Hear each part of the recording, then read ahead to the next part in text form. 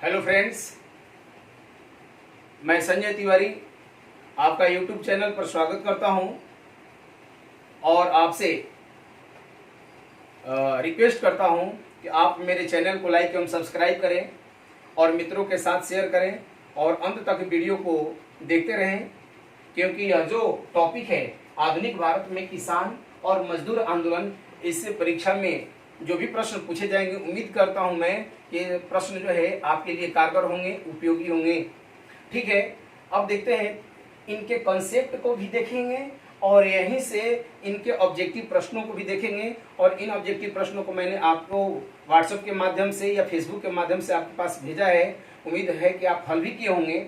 देखेंगे इसके कॉन्सेप्ट को, आधुनिक भारत में किसान और मजदूर आंदोलन।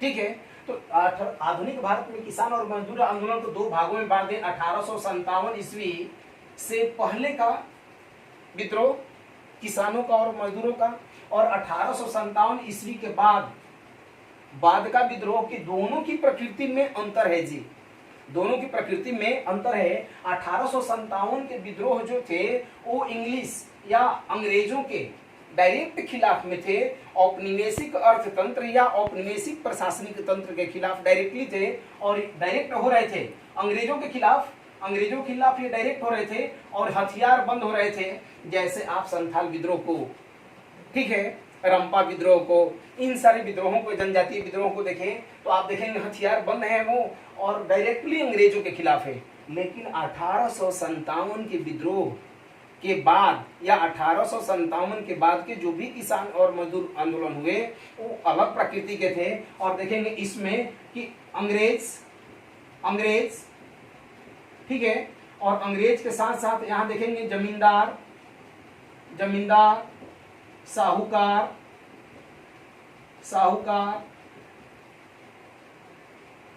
सुदखोर कह दें या महाजन कह दें, महाजन, न्याय व्यवस्था, पुलिस व्यवस्था, ये सारे जो अंग्रेजी सत्ता या औपनिवेशिक प्रशासनिक तंत्र के जो भी भाग थे, इनके खिलाफ 1857 के विद्रोह जो है, जो किसान थे, किसान या मजदूर, किसान और मजदूर जो आंदोलन कर रहे थे, मजदूर आंदोलन कर रहे थे, तो यहाँ डायरेक्टली अंग्रेजों के खिलाफ न कर करके इनके खिलाफ कर रहे थे। ठीक है, और जिसमें इनको 1857 के विद्रोह के बाद, चाहे वो नील विद्रोह हो, पवना विद्रोह हो, मुकला विद्रोह या जो भी विद्रोह हुआ है, उसको सफलता मिलती गई है। ठीक है, और इन्हीं ढांचा में हम पूरे के पूरे प्रश्नों को देखने की कोशिश करेंगे कि किसानों ने 1857 के बाद किसानों ने जमींदारों के खिलाफ, साहूकारों के खिलाफ, सुदखोरों के खिलाफ, महाजनों के खिलाफ, न्यायपालिका के खिलाफ या फिर अंग्रेजों के खिलाफ कैसे विद्रोह किया है और इसकी क्या कारण है। तो आप जानते हैं कि औपनिवेशिक जो प्रशासनिक व्यवस्था थी या औपनिवेशिक जो तंत्र था, इनसे सबसे अधिक अगर कोई त्रस्त था तो किसान थे। कारण है कि किसान भाग नहीं सकते थे और ऊंची भू राजस्व व्यवस्था, जमींदारों की शोषणकारी नीति, महाजनों की नीतियां या महाजनों की जो है उलट पुलट नीतियां हैं। जैसे 500 दिए, उसको बदले में वो 5000 रुपया बना करके उनसे वसूल रहे हैं। ठीक है, तो इस तरीके से इनकी जो नीतियां हैं कहीं ना कहीं किसानों को त्रस्त कर दी, किसानों को गरीबी में ला दी, किसानों को उनका जमीन बेचने के लिए मजबूर कर दिया। ठीक है, इसके अलावा अंग्रेज की जो नीति थी, इसके कारण दस्तकारी उद्योग, कुंभकारी उद्योग, जितने भी उद्योग थे, कुटीर उद्योग थे, वो सारे तबाह हो चुके थे। और ये सारे जो उद्योग थे जब तबाह हुए तो सब आकर के कृषि पर बोझिल हुए। सारे उद्योग तबाह हुए तो फिर आकर के कृषि पर भारित हुए, और कृषि पर भारित हुए तो कृषि जो है, भारतीय कृषि और किसान बुरी तरीके से चरमरा गए। और इसी ढांचे में हम लोग पूरा का पूरा आधुनिक भारत का किसान और मजदूर आंदोलन को एक एक प्रश्न के माध्यम से देखेंगे। ठीक है, अगला प्रश्न, पहला प्रश्न है क्वेश्चन नंबर 1, नील आंदोलन के बारे में क्या सत्य है। आधुनिक भारत में किसान और मजदूर आंदोलन के तहत पहला ही प्रश्न है, नील आंदोलन के बारे में क्या सत्य है। ऑप्शन है ए, बंगाल का, यह बंगाल के नदिया जिले में हुआ। सत्य है। इसके नेता दिगंबर विश्वास एवं विष्णु विश्वास थे, यह भी सत्य है। ठीक है। यह हिंदू पैट्रियट एवं नील दर्पण जैसे नाटकों में इसका उल्लेख है, यह भी सत्य है। डी सीटोनकार की अध्यक्षता में नील आयोग का गठन हुआ, यह भी सत्य है। इसका मतलब है कि आंसर है ई, एक या एक से अधिक, नन या एक से अधिक, यानी उपरोक्त में से एक से अधिक है। ये चारों ऑप्शन ठीक है। ठीक है। अब देखेंगे नील आंदोलन 1859-60 में 59-60 ईस्वी में बंगाल के नदिया जिले के गोविंदपुर गांव से शुरू हुआ, जिसके नेता आप देख रहे हैं दिगंबर विश्वास एवं विष्णु विश्वास थे। हुआ था, इसके बारे में हुआ यह था कि वहां के लोग यानी बंगाल के लोग या नदिया जिला के लोग धान की खेती करना चाह रहे थे, जबकि अंग्रेज नीलहे या अंग्रेज के जो नील उत्पादन करने वाले थे वह जबरन उन लोगों को ददनी देकर के, किसानों को ददनी देकर के जबरन नील की उत्पादन करा रहे थे या खेती करा रहे थे। ठीक है। और एन केन प्राकेन उनको मजबूर किया जा रहा था कि आप नील की खेती करें, और यह नील की खेती एक व्यावसायिक खेती थी, जबकि धान की खेती जो है उनके लिए अनाज उत्पादन और उनके पेट भरने के लिए होता था। फिर भी धान की खेती उनके लिए प्रॉफिटेबल था। कारण था कि नील उत्पादन में इतने बेईमानी कर रहे थे अंग्रेज या अंग्रेज नील है कि इनको उससे कोई लाभ नहीं था, और जिसके कारण 1859-60 में बंगाल के नदिया जिले के गोविंदपुर गांव से इस विद्रोह की शुरुआत होती है, जिसके नेता दिगंबर विश्वास एवं विष्णु विश्वास थे। हिंदू पैट्रियट, आप जानते हैं कि हिंदू पैट्रियट एक समाचार पत्र है जिसके लेखक हरिश्चंद्र मुखर्जी हैं, और हरिश्चंद्र मुखर्जी ने लगातार अपने पेपर में इस बात का कवरेज दिया, लगातार इस बात का प्रचार प्रसार किया कि अंग्रेजों के या नीलहों का जो जुल्म है किसानों पर किस तरीके से ढाया जा रहा है। और फिर नील दर्पण का जो लेखक है, एक नाटक है, यह नाटक है जबकि ये समाचार पत्र है। यह जो नाटक है आप देखेंगे नाटक है, तो नाटक का लेखक नील दर्पण का लेखक का नाम है, नील दर्पण के लेखक दीनबंधु मित्र, दीनबंधु मित्र ने भी अपने नाट्य के माध्यम से इस बात को प्रचारित प्रसार किया, लोगों में जन जागरूकता फैलाई। तो यह भी सत्य है। सीटोनकार 1860 ईस्वी में अंग्रेजी सरकार ने आपको बता दें, अंग्रेजी सरकार ने एक सीटोनकार की अध्यक्षता में एक आयोग का गठन किया, और इस आयोग ने कहा कि जी बिल्कुल नीलहों के द्वारा, अंग्रेज नीलहों के द्वारा किसानों पर जुल्म ढाया जा रहा है और इसे समाप्त किया जाना चाहिए। ठीक है। अगला प्रश्न है, पाबना विद्रोह के दौरान किसानों ने मुख्य रूप से किसका विरोध किया? ठीक है। ऑप्शन है ए अंग्रेज, बी जमींदार, सी साहूकार और डी रैयतों। इसमें आंसर होगा बी जमींदारों का। इन्होंने सर्वाधिक विरोध किया जमींदारों को। कारण है कि जमींदारों ने लगान का दर, जो लगान थी, इसको लगान का जो दर था उसको ऊंच कर दिया था। और आप जानते हैं बिहार, बंगाल, उड़ीसा और पूर्वी उत्तर प्रदेश, बिहार, बंगाल, उड़ीसा और पूर्वी उत्तर प्रदेश में के इलाकों में जमींदारी व्यवस्था थी। अंग्रेजों ने भू राजस्व वसूलने की एक व्यवस्था रखी थी जिसको जमींदारी कहा गया, और इस जमींदारी व्यवस्था में जमींदार जो है लगातार लगान के दर बढ़ाते रहे, रेंट बढ़ाते रहे, जिसके खिलाफ पबना के यूसुफजाई परगना के लोग, पबना जिले, ये बंगाल के पबना के यूसुफजाई परगना के लोगों ने विद्रोह किया। तो किसके खिलाफ? जमींदारों के खिलाफ। और इन्होंने कहा कि हमको अंग्रेजों से कोई दिक्कत नहीं है, अंग्रेजों से कोई दिक्कत नहीं है। जैसा कि हमने कंसेप्ट में शुरुआत में बताया कि 1857 के बाद की विद्रोह की प्रकृति कुछ अलग है। वो अंग्रेजों के खिलाफ नहीं कर रहे हैं, वो मुख्य रूप से जमींदारों के खिलाफ, साहूकारों के खिलाफ, इस तरीके से। तो जमींदारों के खिलाफ ऊंची लगान दर रखने के कारण इन्होंने विद्रोह किया और कहा कि हम अंग्रेजों के खिलाफ यह विद्रोह नहीं कर रहे हैं, जमींदारों के खिलाफ विद्रोह है या विरोध है। ठीक है। और पबना जिले के किसानों ने यह भी कहा कि हम लोग महारानी के रैयत बने रहना चाहते हैं, लेकिन जमींदारों के द्वारा जो शोषण किया जाता है वह कम किया जाए। ठीक है। तो इस तरीके से पाबना विद्रोह के दौरान किसानों ने मुख्य रूप से किसका विद्रोह किया, तो इन ऑप्शन में ये कतई न मारिएगा अंग्रेज को। कारण है कि इसका आंसर क्या होगा, जमींदार, क्योंकि उन्होंने इसमें एक लाइन बोला कि हम महारानी के रैयत यानी अंग्रेजों के रैयत बनने रहना चाहते हैं, ब्रिटिश सरकार की रैयत बनने रहना चाहते हैं, जबकि जमींदारी की व्यवस्था, जमींदारी का जो दर है वो कम होना चाहिए। अगला प्रश्न होगा, प्रश्न संख्या 3 है, पाबना विद्रोह 1873-76 के नेता कौन थे? प्रश्न नहीं था, है भी, ठीक है।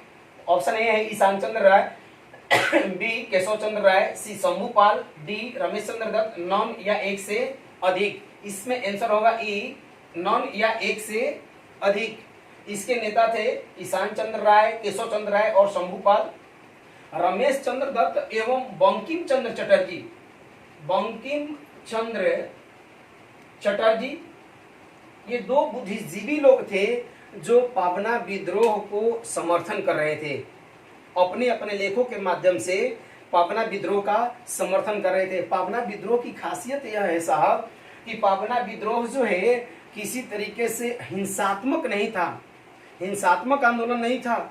इन्होंने जमींदारों के द्वारा बढ़ाए गए रेंट या लगान की दरों के खिलाफ इन्होंने विद्रोह किया और अंग्रेजी सरकार से इनका कोई तू मैं नहीं हुआ। और इन्होंने स्पष्ट कहा, चाहे वो ईशान चंद्र राय हो, केशव चंद्र राय हो या फिर शंभूपाल हो, कि हम महारानी के रैयत बने रहना चाहते हैं, हम ब्रिटिश के रैयत बने रहना चाहते हैं, लेकिन जमींदारों के द्वारा जो लगान का दर बढ़ा करके रखा गया है उसको कम किया जाए, ठीक है। और इसी बात को ध्यान में रख करके अंग्रेजी सरकार ने भी 1885 में काश्तकारी संरक्षण अधिनियम, काश्तकारी संरक्षण अधिनियम बना करके और किसानों के हितों का संरक्षण भी किया। 1885 में बंगाल काश्तकारी अधिनियम आता है और इस तरीके से किसानों को संरक्षण देने का प्रयास सरकार करती है, ठीक है। अगला प्रश्न होगा, 1875 ईस्वी में दक्कन के क्षेत्रों में किसानों ने मुख्य रूप से किसके खिलाफ विद्रोह किया? ऑप्शन है ए अंग्रेजों, बी जमींदारों, सी साहूकारों, डी ऑल। आपको बता दें इसमें आंसर होगा सी साहूकारों। गलती से आंसर अंग्रेज या जमींदार न मारेंगे, कारण है देखेंगे कारण क्या है। यह जो है प्रायद्वीपीय भारत है, यह जो है ये प्रायद्वीपीय भारत है और इस विंध्य पर्वत के नीचे जो भी है दक्कन के क्षेत्र कहलाते हैं, दक्कन के क्षेत्रों में। और इस दक्कन के क्षेत्रों में अंग्रेजों ने जो भू राजस्व प्रणाली अपनाई थी, यह रैयतवाड़ी व्यवस्था थी, रैयतवाड़ी।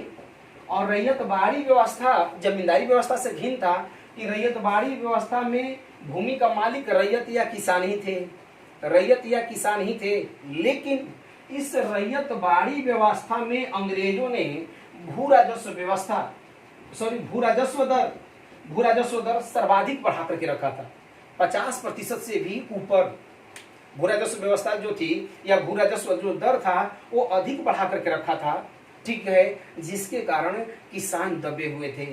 और यही नहीं, अंग्रेजों ने भूमि को बिकाऊ भी बना दिया, जिसके कारण अब अंग्रेज किसानों को ऋण लेकर के भी भू राजस्व चुकाना पड़ रहा था। और वैसी स्थिति में साहूकारों या सुदखोरों या महाजन कह दें, महाजनों से ऋण लेते थे और ऊंची दर पर ऋण लेते थे। और ऊंची दर पर ऋण लेने के कारण मान लो कि 5000 ऋण लिए और एक जीरो बढ़ा दिए, 50,000 कर दिए, ऐसे भी करते थे। इनके जो मुनीब थे, आप अभी हाल फिलहाल कुछ फिल्म देखेंगे तो उसमें जो मुनीब वगैरह होते थे अंग्रेजों के, चाहे जमींदारों के या साहूकारों के जो मुनीब हुआ करते थे, उनका यही काम था। तो ये मुनीब जब बढ़ा दिया करते थे या साहूकारों या सुदखोरों के द्वारा बढ़ा दिया जाता था और ऋण की दर भी ऊंची रही होगी या थी, जिसके कारण इनको अपना खेत बेचना पड़ा, अपनी भूमि बेचनी पड़ी रैयतवाड़ी व्यवस्था में, ठीक है। और दक्कन में 1875 में जो किसानों ने विद्रोह किया वह साहूकारों के खिलाफ किया, न कि अंग्रेजों के खिलाफ। यह अंग्रेजों के खिलाफ नहीं किया। 1857 के बाद के विद्रोह के मैंने पहले ही बताया का प्रकृति ऐसा है कि अंग्रेजों के खिलाफ नहीं करते हैं, साहूकारों के खिलाफ करते हैं, ठीक है। और इस तरीके से 1879 में 1879 यानी 4 साल बाद दक्कन कृषक राहत अधिनियम लाया जाता है और इस तरीके से रैयतों को या किसानों को संरक्षण देने का अंग्रेजी सरकार प्रयास करती है। अगला प्रश्न देखेंगे, 5 नंबर है, मोपला विद्रोह के बारे में क्या सत्य नहीं है? कई बार परीक्षाओं में यह प्रश्न पूछा गया है। खैर, जो भी प्रश्न आपको हमने दिया है, काफी उपयोगी प्रश्नों को मैंने छांट छांट करके आपके लिए रखा था। मोपला विद्रोह के बारे में क्या सत्य नहीं है? देखेंगे, यह कोंकण तट पर हुआ। बी, इसके नेता अली मुसलियार थे। सी, मोपलाओं ने जमींदारों के खिलाफ लड़ाई छेड़ी और इसकी प्रकृति आगे चलकर के सांप्रदायिक हो गई।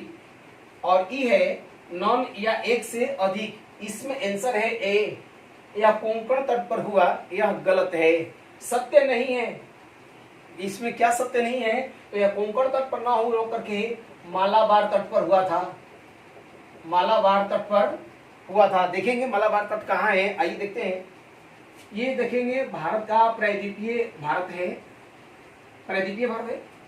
और प्रायद्वीपीय भारत में अगर यहाँ से स्टार्ट करें ताप्ती नदी से, इस ताप्ती नदी से नीचे, तो ये महाराष्ट्र का यह जो इलाका प्लस गोवा, यह कोंकण तट कहलाता है। यह कोंकण तट है, महाराष्ट्र और गोवा का तट कोंकण तट।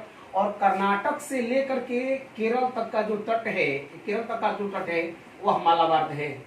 और इन मालाबार तटों पर ही प्राचीन काल न कहें, मतलब सदियों से ही मोपला नामक अरबी मुसलमान रहते थे। मोपला नामक अरबी मुसलमान यहाँ रहते थे, ठीक है। और यहाँ जो थे मुसलमान किसान थे, जबकि नंबूद्रीपाद जो ब्राह्मण थे, नंबूद्रीपाद ब्राह्मण यहाँ के जमींदार थे। और इन जमींदारों के खिलाफ अनेकों बार, लगभग 22 बार मोपलाओं ने विद्रोह किया। 1836, 54, फिर के बीच में 22 बार, इसके बाद 85 में, 92 में, इस तरीके से इन्होंने कई बार मोपलाओं ने नंबूद्री ब्राह्मण या जो जमींदार थे इनके खिलाफ इन्होंने विद्रोह किया, ठीक है। लेकिन वह जो विद्रोह है, इसके बाद जो चर्चा आती है 1921 ईस्वी में मोपलाओं का विद्रोह, और उसका नेता है अली मुसलियार थे। और आपको बता दें 1921 में आप जाएंगे तो यह असहयोग आंदोलन का समय है। और असहयोग आंदोलन के समय में गांधी जी, मौलाना अबुल कलाम आजाद और मोहम्मद अली जैसे राष्ट्रीय स्तर के नेता भी मोपलाओं का समर्थन किया था, मोपला विद्रोह का समर्थन किया था, ठीक है। लेकिन एक घटना घटी, अली मुसलियार जो इसके नेता थे, अंग्रेजों ने जमींदारों का समर्थन करते हुए मस्जिद पर छापा मारा, ठीक है। और छापा मारा तो वहां पर अली मुसलियार नहीं निकले, लेकिन वहां पर जो भी लोग छुपे हुए थे उन पर गोलियां चलाई गई। और गोलियां चलाने के कारण मोपला भड़क गए और उन्होंने वो विद्रोह पर उतारू हो गए। और जिसके कारण वह अंग्रेजों के खिलाफ तो लड़े ही लड़े, ब्राह्मणों या हिंदुओं के खिलाफ भी लड़े, और यह सांप्रदायिक रंग देने का काम किया अंग्रेजों ने, ठीक है। तो मोपला विद्रोह के बारे में क्या सत्य नहीं है? तो यह कोंकण तट पर ना होकर के कहाँ हुआ था? तो मालाबार तट पर, ठीक है। और मोपलाओं ने इस तरीके से असहयोग आंदोलन के टाइम में यह हुआ था 1921 ईस्वी में। अगला प्रश्न होगा 6 नंबर, अवध में किसान आंदोलन से जुड़ा प्रमुख चेहरा कौन सा था? ऑप्शन है ए झिंगुरी सिंह, द्रुपाल सिंह, बाबा रामचंद्र, और डी है मदन मोहन मालवीय। इसमें आंसर होगा बाबा रामचंद्र, ठीक है। बाबा रामचंद्र अवध किसान आंदोलन के प्रमुख चेहरा थे। आपको बता दें झिंगुरी सिंह, द्रुपाल सिंह भी इसके चेहरे थे, लेकिन अगर पूछे कि प्रमुख चेहरा कौन है तो बाबा रामचंद्र। आपको बता दें बाबा रामचंद्र के बारे में कि यह महाराष्ट्र के रहने वाले थे, लेकिन उत्तर प्रदेश में अवध के क्षेत्रों में इन्होंने किसानों को जागृत करने का प्रयास किया। और यह साधु के भेष में कभी पेड़ों पर बैठा करते थे, कभी खेतों में बैठा करते थे, रामचरितमानस का पाठ कर करके किसानों को जागृत करने का प्रयास कर रहे थे, ठीक है। और इस तरीके से उन्होंने, ये बाबा रामचंद्र देव ने 1920 ईस्वी में प्रतापगंज जिला में अवध किसान सभा का गठन, प्रतापगंज जिला में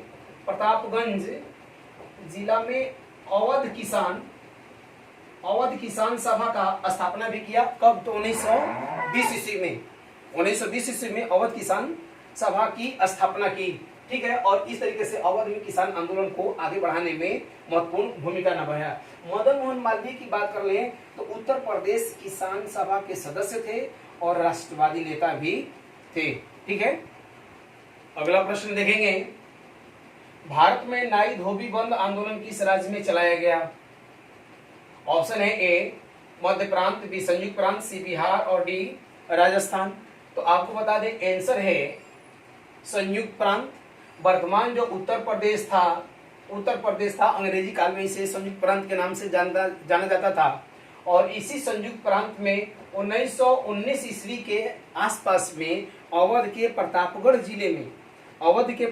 जिले में नाई धोबी बंद आंदोलन चलाया गया अंग्रेजों के खिलाफ, जमींदारों के खिलाफ। और नाई धोबी बंद यानी मतलब हम आपका किसी प्रकार से सहयोग नहीं करेंगे।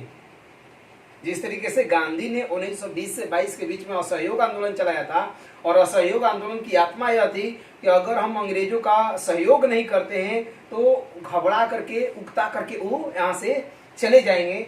ठीक है, वही कंसेप्ट यहाँ पर दिखाई पड़ रहा है नाई धोबी बंद आंदोलन।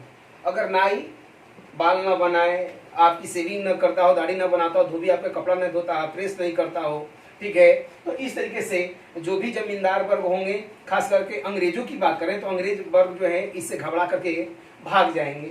ठीक है, तो यह नाई धोबी बंद आंदोलन अवध प्रांत के संयुक्त प्रांत में जो अवध था उसमें भी प्रतापगढ़ जिला में यह आंदोलन चल रहा था। ठीक है, मध्य प्रांत का मतलब मध्य प्रदेश, बिहार आप जानते हैं बिहार में बकास्त आंदोलन चल रहा था जी। अगर पूछता है कि बकास्त आंदोलन का संबंध किससे है तो बिहार से। राजस्थान में बिजौलिया आंदोलन के संबंध किससे है तो बिहार से। अगला प्रश्न देखेंगे, 1928 ईस्वी में बारदोली सत्याग्रह के बारे में क्या सत्य नहीं है? बारदोली सत्याग्रह के बारे में क्या सत्य नहीं है? ऑप्शन है ए यह लगान वृद्धि के विरुद्ध संघर्ष था, बी बारदोली सत्याग्रह के नेता सरदार पटेल थे, सी है इस आंदोलन के प्रमुख नेता गांधी जी थे, और डी है महिलाओं ने इस आंदोलन में भाग लिया। इसमें क्या सत्य है नहीं है? तो सत्य यह आंसर है इस आंदोलन के प्रमुख नेता गांधी जी थे, यह गलत है। यहाँ का प्रमुख नेता कौन थे तो सरदार वल्लभ भाई पटेल। आपको बता दें यह 1928 ईस्वी की घटना है बारदोली, जो कि गुजरात में जाएंगे आप। भारत का गुजरात, यह गुजरात राज्य है, यह गुजरात, और गुजरात में यहीं पर जाएंगे तो सूरत, और इस सूरत में ही एक बारदोली जिला था जहां पर किसानों ने विद्रोह किया। किसान सत्याग्रह कहें, विद्रोह नहीं, किसान बारदोली सत्याग्रह था। और बारदोली में जो किसानों ने सत्याग्रह किया का कारण यह था कि कपास की दर अंतर्राष्ट्रीय मार्केट में कम हो गया था, फिर भी सरकार जो है लगान की दर बढ़ा करके 22% कर दिया था। लगान की दर जो है सरकार ने बढ़ा करके 22%, यहाँ देखेंगे 22% कर दिया था। लगान की दर बढ़ा करके 22% कर दिया था, जिसके खिलाफ में बारदोली के किसानों ने आंदोलन करना या सत्याग्रह करना शुरू किया, जिसका नेतृत्व सरदार वल्लभ भाई पटेल किए। गांधी जी ने कहा कि अगर सरदार पटेल की बातों को सरकार नहीं सुनेगी तो हम भी आकर के वहां पर सत्याग्रह से जुड़ जाएंगे और आंदोलन करेंगे। और आप जानते हैं कि बारदोली सत्याग्रह के समय में भारत में साइमन कमीशन आया था, और साइमन कमीशन के खिलाफ में पूरे भारत में साइमन कमीशन का पूरे भारत में विरोध हो रहा था। ठीक है, और इसी काल में यहाँ पर बारदोली सत्याग्रह किसानों से जुड़ा हुआ है। अब है डी, महिलाओं ने इस आंदोलन में बढ़ चढ़ करके भाग लिया। एकदम से सत्य है। महिलाओं की बात करें तो मणिबेन पटेल जो इनकी बहन है सरदार वल्लभ भाई पटेल का, शारदा बेन, इसके बाद गांधी जी की पत्नी कस्तूरबा गांधी, जैसे सैकड़ों महिलाओं ने बारदोली सत्याग्रह में भाग लिया किसानों के पक्ष में, ताकि उनके कपास के मूल्य जो घटे हुए हैं और सरकार जो लगान की दर बढ़ा करके रखी है उस लगान की दर को घटाया जाए। और सरदार पटेल इसमें कामयाब भी हुए और इस 22% जो लगान बढ़ा करके रखा गया था इसको 6.03% कराने में सफल हुए, और इस तरीके से बारदोली सत्याग्रह सफल होता है, जिसके प्रमुख नेता थे सरदार वल्लभ भाई पटेल। अगला प्रश्न है तेभागा आंदोलन 1946-50 किस राज्य में चला, यानी इस टाइम में तेभागा आंदोलन किस राज्य में चला? ऑप्शन है ए बिहार, बंगाल, महाराष्ट्र और हैदराबाद। तो इसमें आंसर होगा बंगाल। ठीक है, इसके नेता थे कंपाराम, ठीक है, और भवन सिंह, इसके दो नेता थे, कंपाराम एवं भवन सिंह। तेभागा आंदोलन का मतलब ही था कि 1/3 जो है किसान जो है जमींदारों को देने की बात कर रहे थे और 2/3 किसान अपने पास रखने की बात कर रहे थे। ठीक है, और इसलिए इस आंदोलन का नाम तेभागा आंदोलन रखा गया। हालांकि आपको बता दें कि तेभागा आंदोलन किस राज्य में चला, तो बंगाल में। यह व्यापक पैमाने पर चला और तब चला जब बंगाल सांप्रदायिक आग में झुलस रहा था। नोआखाली आदि जो है जिन्ना के द्वारा कहे जाने के कारण नोआखाली बंगाल जो था पूरी तरीके से सांप्रदायिक दंगों में झुलस रहता था। इसके बाद भी हिंदू मुसलमानों ने मिल करके यहाँ पर विद्रोह किया। ठीक है, इसके बाद आपको बता दें बंगाल तेभागा आंदोलन किस राज्य में चला, तो बंगाल में। हालांकि इसकी शुरुआत होता है त्रिपुरा से, इसका शुरुआत होता है त्रिपुरा से और यह चलता है पूरी तरीके से बंगाल में। कब? तो 1946 से 50 के बीच में। इसके नेता हैं कंपाराम और भवन सिंह। अगला प्रश्न है अखिल भारतीय किसान सभा का अध्यक्ष कौन थे? ठीक है, ऑप्शन ए है Sahajanand Saraswati, B Jayaprakash Narayan, C N G Ranga और डी है विजय सिंह पथिक। इसमें आंसर है ए सहजानंद सरस्वती। सहजानंद सरस्वती ने अप्रैल 1936 ईस्वी में 1936 ईस्वी में लखनऊ में अखिल भारतीय किसान सभा का गठन किया और इसके अध्यक्ष थे कौन? सहजानंद सरस्वती। आपको बता दें सहजानंद सरस्वती इसके अध्यक्ष थे, जबकि महासचिव थे एन जी रंगा। इस जो सम्मेलन हुआ था लखनऊ में, उसमें पंडित जवाहरलाल नेहरू ने भी भाग लिया था और अखिल भारतीय स्तर पर किसानों को यूनाइट करने का, संगठित करने का प्रयास किया गया ताकि किसानों की आवाज जो है एक साथ, पूरे भारत के किसानों की आवाज एक साथ निकले। ठीक है, और यही नहीं है, 1 सितंबर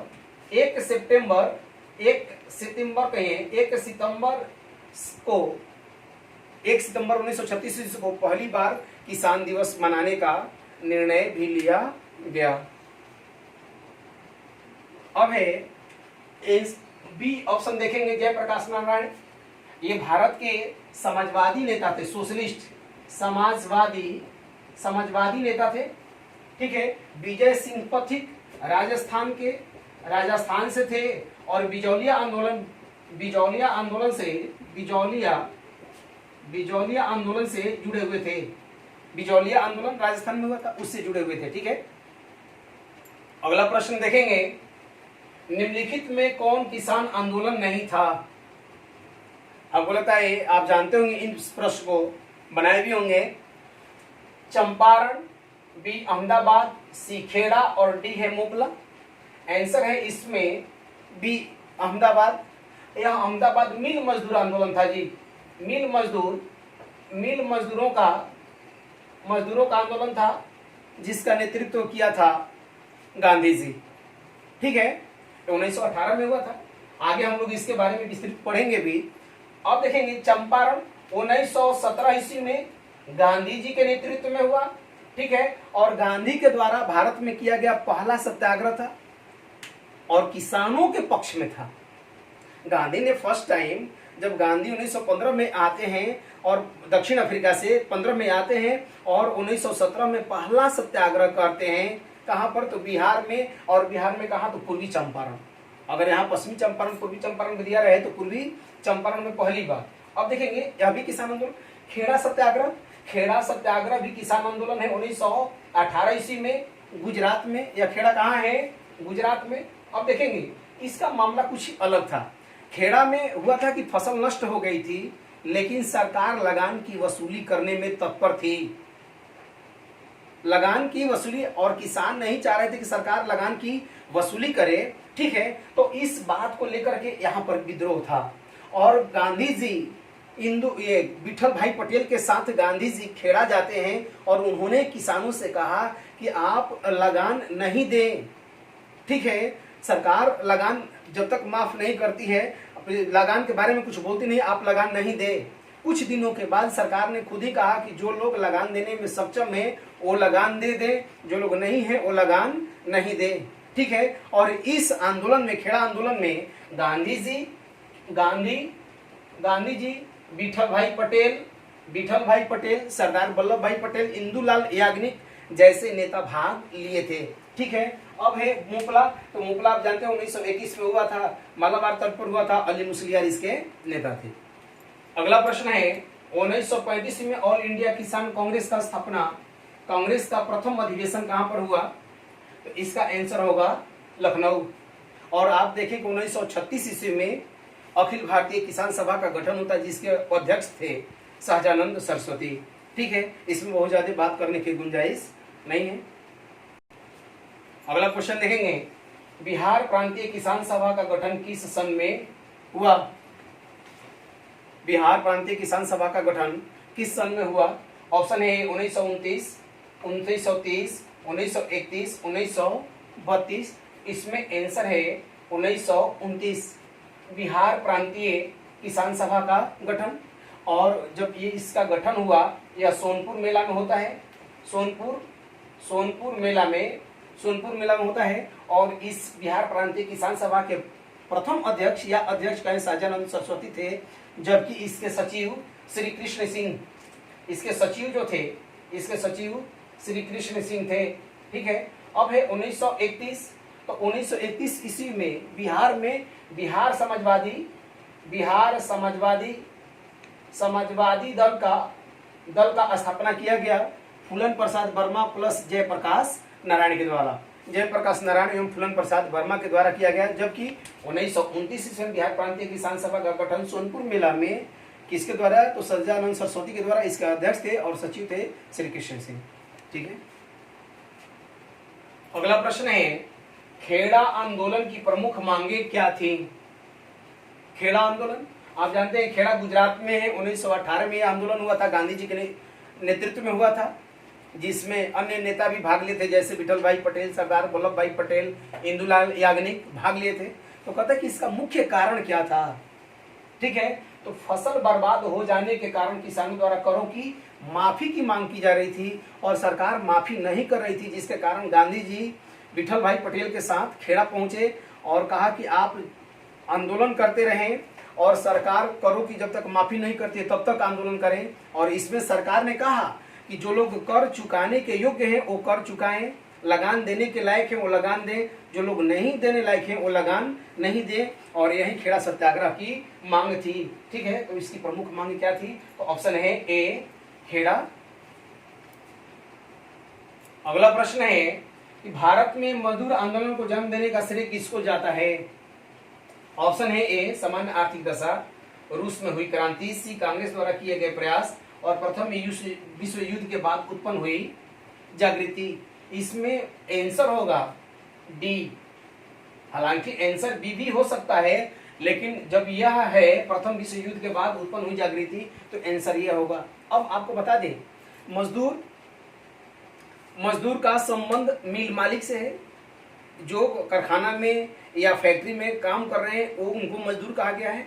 ठीक है, तो मजदूर प्रथम विश्व युद्ध के बाद उत्पन्न जागृति प्रथम विश्व युद्ध में हुआ था कि 1914 से 18 के बीच जो प्रथम विश्व युद्ध हुआ था, उसमें भारत में बाहर से सामान आने बंद हो गए थे, जिसके कारण भारत के फैक्ट्रियों में उत्पादित जो सामान थे या माल थे या गुड्स थे, उनका पूरी तरीके से सप्लाई हुआ और भारत के जो मालिक थे, मिल मालिक थे, उनको काफी लाभ हुआ था। लेकिन उन्होंने मजदूरों को उस अनुपात में लाभ नहीं दिया जिस अनुपात में देना चाहिए, जिसके कारण भारत में मजदूर आंदोलन को जन्म होता है। ठीक है, अब देखेंगे रूस में हुई क्रांति। 1917 में रूस में क्रांति होती है और रूस की क्रांति साम्यवादी क्रांति थी और मजदूरों के पक्ष में थी, तो यह भी एक फैक्टर बनता है। ठीक है, लेकिन इसमें आंसर होगा क्या? प्रथम विश्व युद्ध के बाद उत्पन्न हुई जागृति। अगला प्रश्न देखेंगे, भारत का पहला व्यवस्थित श्रमिक संघ कौन सा था? ट्रेड यूनियन, पहला व्यवस्थित श्रमिक संघ कौन सा था? तो आंसर है इसमें मद्रास श्रमिक संघ। 1918 ईस्वी में बीपी वाडिया के द्वारा भारत में पहला मद्रास श्रमिक संघ का स्थापना किया गया। अब आपको बता दें 1918, आप याद करें कि 1914 से 18 के बीच में प्रथम विश्व युद्ध होता है। प्रथम विश्व युद्ध में भारतीय मिल मालिक जो है काफी लाभ कमाते हैं, उस अनुपात में मजदूरों को उनका वेश या मजदूरी नहीं देते हैं, जिसके कारण भारत में श्रम संघ का गठन होता है और भारत का पहला व्यवस्थित श्रम संघ, जिसमें श्रम संघों का कुछ जो है श्रम संघों के द्वारा या श्रमिकों के द्वारा उनमें चंदे दिए जाते थे। और इस प्रकार की पहली घटना 1918 में बीपी वाडिया के नेतृत्व में होता है। बॉम्बे मिल हैंड्स एसोसिएशन 1890 ईस्वी में, बॉम्बे मिल यानी सूती वस्त्र का उद्योग था। 18 ईस्वी में बॉम्बे मिल हैंड एसोसिएशन, यहाँ पर मजदूर भी संगठित हुए थे लेकिन वो व्यवस्थित तरीके से नहीं थे।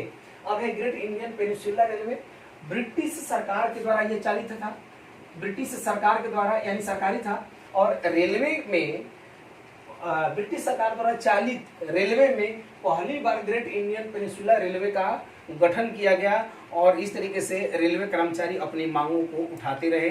किसके साथ, किसके मतलब सामने? तो ब्रिटिश गवर्नमेंट के सामने।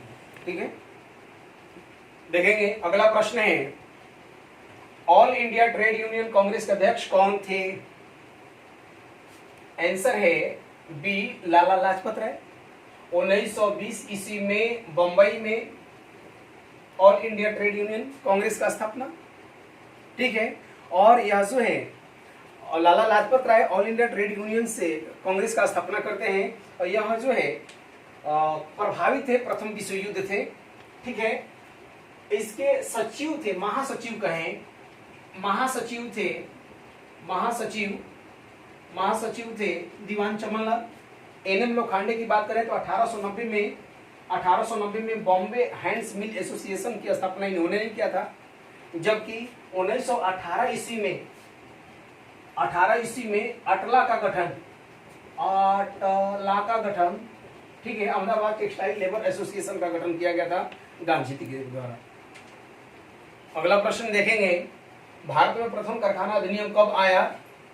ऑप्शन है ए 1881, 91, 1911, 1922। आंसर है ए 1881 से प्रथम कारखाना अधिनियम, द्वितीय कारखाना अधिनियम, फर्स्ट कारखाना अधिनियम, इसमें द्वितीय कारखाना अधिनियम, तृतीय कारखाना अधिनियम और चतुर्थ कारखाना अधिनियम भारत में आता है। इस तरीके से एकदम से सजा करके ही दिया गया है।